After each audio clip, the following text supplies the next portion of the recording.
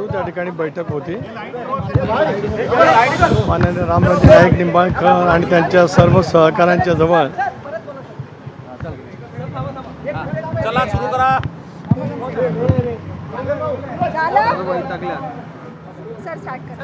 माडाच्या संदर्भामध्ये आज जरूर त्या ठिकाणी चर्चा होती। माननीय रामराजे नाईक निंबाळकर, संजीव नाईक निंबाळकर, फलटण आणि खटावमधील प्रमुख सहकारी आमदार दीपक चव्हाण यांच्याजवळ राष्ट्रीय अध्यक्ष अजितदादा, प्रांताध्यक्ष म्हणून मी, कार्याध्यक्ष प्रफुल्लभाई पटेल, मी प्रदीर्घ त्यांच्याजवळ चर्चा त्या ठिकाणी केली आणि एकंदरीत महायुतीच्या उमेदवाराच्या पाठीमागे समर्थपणाने कसं उभं करता येईल या दृष्टिकोनातून आमची चर्चा त्या ठिकाणी झाली। देवेंद्रजींच्याजवळ या संदर्भामध्ये सुद्धा संपर्क त्या ठिकाणी झाला। मला विश्वास आहे की 1-2 दिवसात हे सारळ त्या ठिकाणी सुरळीत होईल। इतर जागांच्या बाबतीमध्ये सुद्धा आज आम्ही चर्चा करतो आहोत। वेगवेगळ्या लोकसभा मतदारसंघातला सुद्धा आम्ही आढावा घेतला। इलेक्शन कॅम्पेन या संदर्भामध्ये सुद्धा आम्ही काही पदाधिकाऱ्यांची बैठक मुंबईमध्ये त्या ठिकाणी बोलवलेली आहे आणि एकंदरीत 3ऱ्या टप्प्याचं नोटिफिकेशन आज निघालं। त्यामुळे त्या टप्प्यामध्ये येणाऱ्या बऱ्याचशा ज्या लोकसभा निवडणुका आम्ही लढतो आहोत त्याचा त्या ठिकाणी अंतर्भाव आहे। या सगळ्याचं नियोजन करण्यासाठी त्या ठिकाणी ती बैठक होती।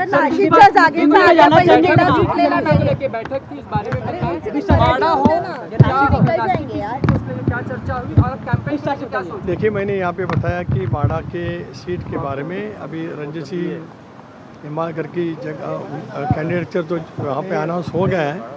हमारे वरिष्ठ नेता रामराजे नाईक निंबाळकर, आमदार दीपक चव्हाण, संजीव जी निंबाळकर और हमारे सारे साथी फलटण और मान खटवा के वहाँ पे आए थे।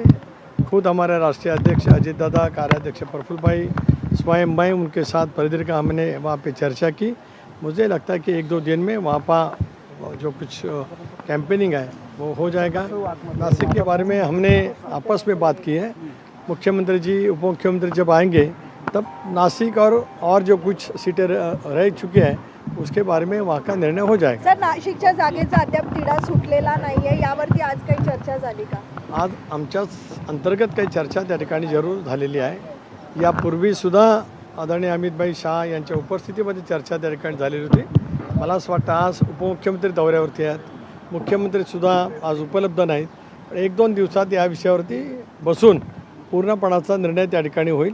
इतरही जागांच्यावरती काय उमेदवार घोषित करायचे आहेत महायुतीचे, भारतीय जनता पक्षाचे असतील किंवा शिवसेनेचे असतील, त्या पक्षाचे नेते त्या संदर्भातला निर्णय घेतील। धन्यवाद।